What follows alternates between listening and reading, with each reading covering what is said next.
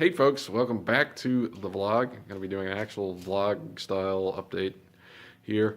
The next phase of the Saab project I'm going to be titling as the engine removal and control arm removal, because I do have to pull the engine out as well as pulling out the control arm. So it's going to be kind of a two-in-one video series here. So I'm going to be going through now in this video all the things that need to be disconnected in order to get the engine out, and then the next video will be me hopefully actually pulling the engine and pulling the control arm as well. So stay tuned here as I get to the nitty gritty. So you saw from the previous video that I had the spring out, which would have gone there.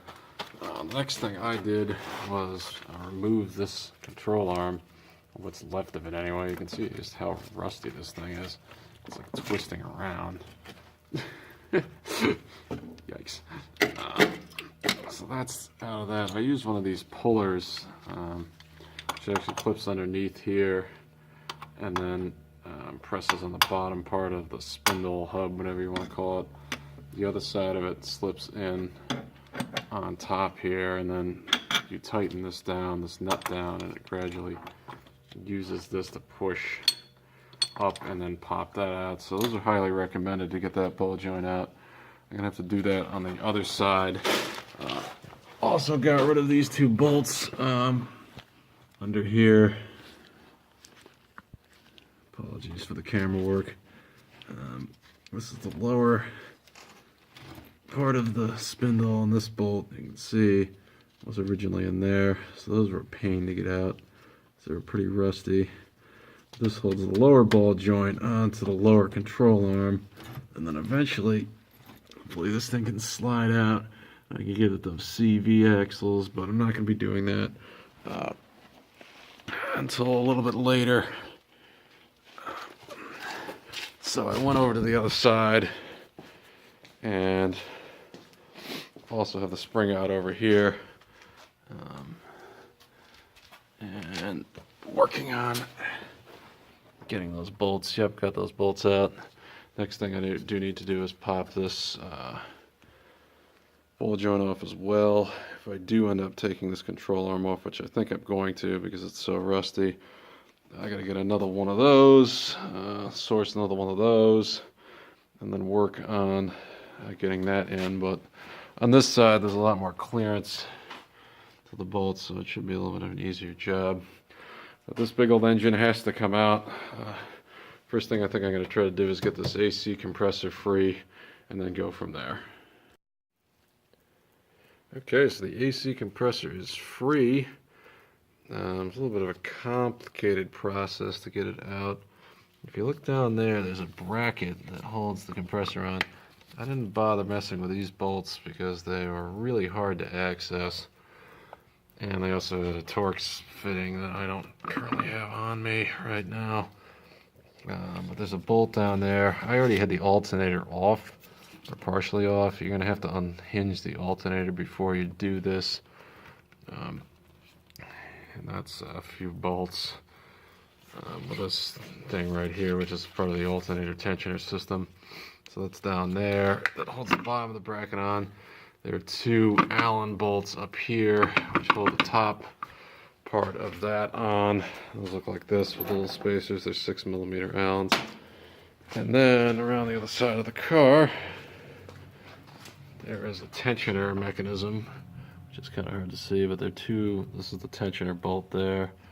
And then there's an idler pulley down there, which I'm spinning. That holds that. So you have to take these two bolts off. They're 13mm. And the tensioner can come off, and then the belt will pop free. So there's the belt. So I also took off two clamps that hold the hose on up here. So there's a clamp here where that bolt is, and then another one over on this ear of the compressor. And the whole thing should lift free. Not sure if I'm going to lift it clear right now, but when the engine does end up coming out, I'll have to do that. Alright, so I put the AC compressor up there. Next thing I'm going to do is take a look at these intercooler pipes and potentially the radiator hoses as well, and work on getting those off. Okay, so the various turbo piping has been disassembled. There's a little bridge pipe that goes from the intercooler to the intake. And this is part of the intake that comes off the intake airbox, goes into the turbo down there. You can see that hole.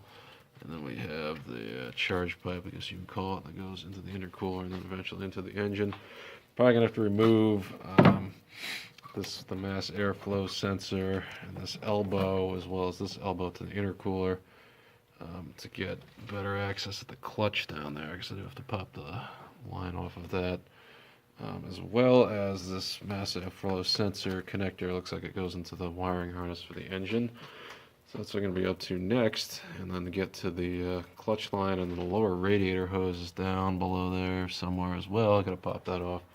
Already popped the top one, and you can see the radiator dripping a little bit in there. So most of the coolant is out at the top of the radiator, but there's going to be a lot more when I get to the bottom one. So we will continue with this. Okay, so in order to get access to that lower radiator hose, I ended up having to take the intercooler off. There's just one bolt that holds that in, which is right there.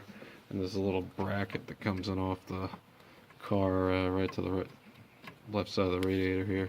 So if you unscrew this nut all the way up, then the whole thing just slides out. Also took off the fan, because that was kind of in the way of the lower radiator hose clamp. They had just put the two top screws on. There's two screw holes that go into the top of the radiator for that fan. It's supposed to be three, but that looks like it broke off, so they stopped using the bottom one. The bottom one's really hard to get to anyway, so it seemed fine with the two. And those just go up. The other one's another coil here. So then I was able to get the lower radiator hose off. A bunch more coolant came out. Next thing I want to try to tackle is the clutch line, which is hiding under here. Biggest problem with this is the bleed nipple is really kind of in the way of getting a wrench on the actual clutch line, which is down in there. This part here is this plastic cover which goes over the clutch. This is the slave cylinder, and I can see if I can pop that off. There's one bolt here, another bolt that's like buried up on top, you can't even see. And I think there's another one on the other side, to see if I can get the clutch line off. Alright, so the clutch cover is off. This particular car, it's been off before. There's only a couple bolts, 3 bolts. There's one up here, one down at the bottom, and a third one that sticks into the side of the bell housing-ish thing. I don't know if you call it a bell housing. It's not really bell housing, but the other one, I think there was one on what would be the passenger side of it, but that isn't there anymore because it looks like it broke off. There's also a little clip, looks like this, which bolts on here, and you do have to remove this as well. This is the battery cable. You do have to remove this as well, so you got to pull this bolt out, take the clip off, and then the cover will come off after some wrestling. It's a bit of a pain. I had to pry up on this part along the passenger side to get it pushed out, and then messed with it quite a bit. I took out, in order to get the line, to get the clutch line out, but in order to get the clutch line out, I had to get the bleeder screw out first. These are both 13 millimeter. This is a pretty tricky thing to get at. I really should have a set of line wrenches, which I don't, so I just had to use a standard open end, and it was kind of tough to get at that, but I was able to get it loosened. While I was at it, I took the throttle cable off, accelerator cable, whatever you want to call it. Don't even know where that went. Oh, yeah, it's over here. This just clips into this weird triangle thing, and then this just screws into the bracket. You just unscrew it and pull it through. So next up are all the electrical connections. Probably won't get to that today, but we'll keep moving here. Hopefully everything disconnected that we need to do shortly. Alright, so next up, I'm going through and taking out some of these electrical connections. This is the wiring harness I'm going to work with first. It's the one for the fuel injection and other things. There's something that goes here. This is a throttle position indicator. TPS thingamabob. That is a clip. There's also one for the mass airflow sensor, which is buried down there. But this is what the MAF looks like, and it plugs in with that. And for the fuel injectors, so these are the fuel injectors. Something underneath. It's like, I think, an oil pressure, maybe coolant temp sensor.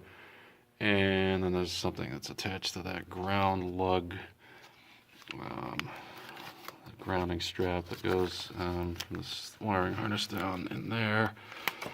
Easiest way to take these clips off, these are the old style Bosch clips. Who knows, they may still use them, but it's hard to get the camera to focus on it. But there's a little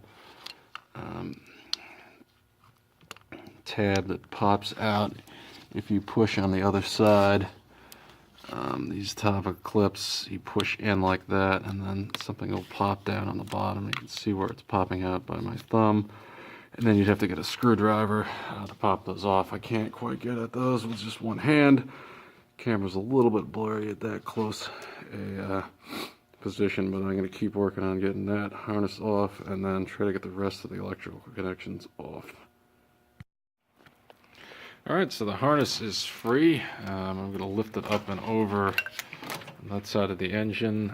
Most of the connections are off. I think that's actually the oil pressure sensor. That was the last thing I had to do. Disconnect it. To do that, I actually ended up pulling the one of the fuel lines off of the fuel pressure regulator here. And then pull the fuel line down through the engine. That has to come off anyway. And then I have to get the return line here. I'm assuming it's the return line. I gotta get that off as well. So those are free. The last thing that I think electrical is connected to the engine right now, hopefully, is this positive battery lead, which is the starter solenoid there. So I'll just have to disconnect that, as well as what looks like the ground strap. Actually, it goes to the alternator, so I think we're good. So I'm going to start looking at underneath the car and see if I can get the shift linkage free and some of the other things that are connected, such as the CV joint boots, and there's also a speedometer cable under there.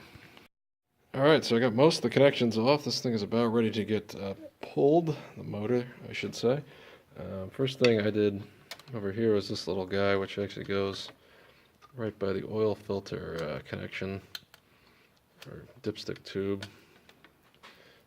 Oil filter down here. There's a couple of oil cooler lines. You can see the open holes.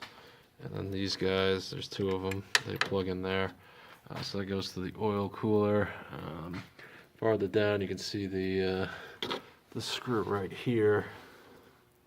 That's where there's a positive battery lead that looks kind of like this. That plugs into there, or screws into there, so you have to unscrew. And get those off on the other side of the car. To take off all of the exhaust studs. It's like a 3-clamp stud situation thing. Down here, buried, is the ground strap to the engine, which is really pretty much impossible to see.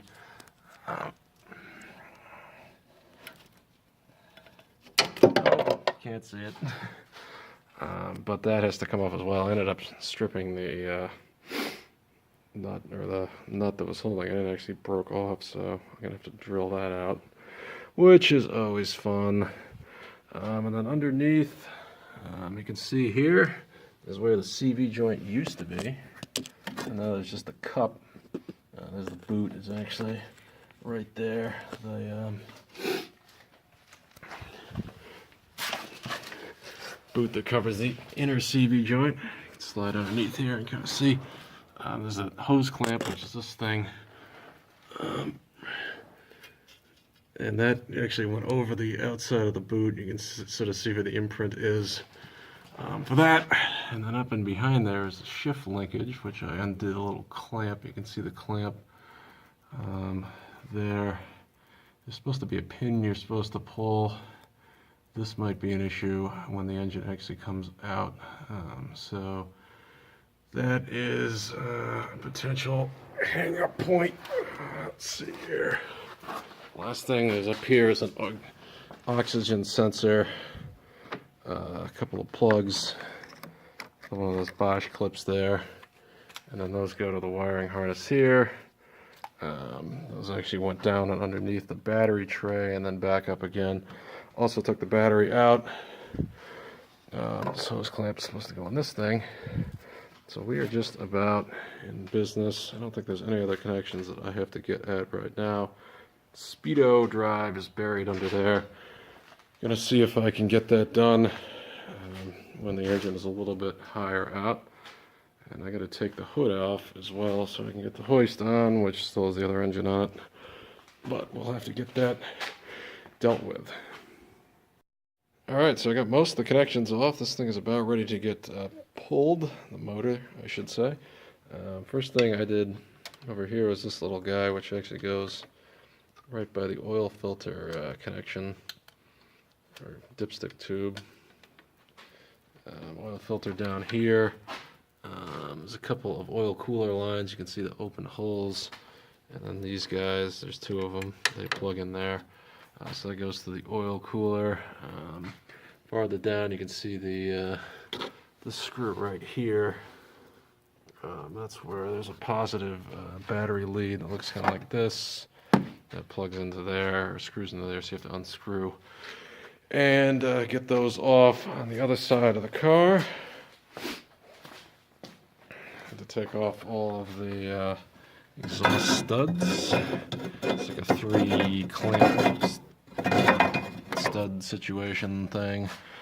Down here, buried, is the ground strap to the engine, which is really pretty much impossible to see.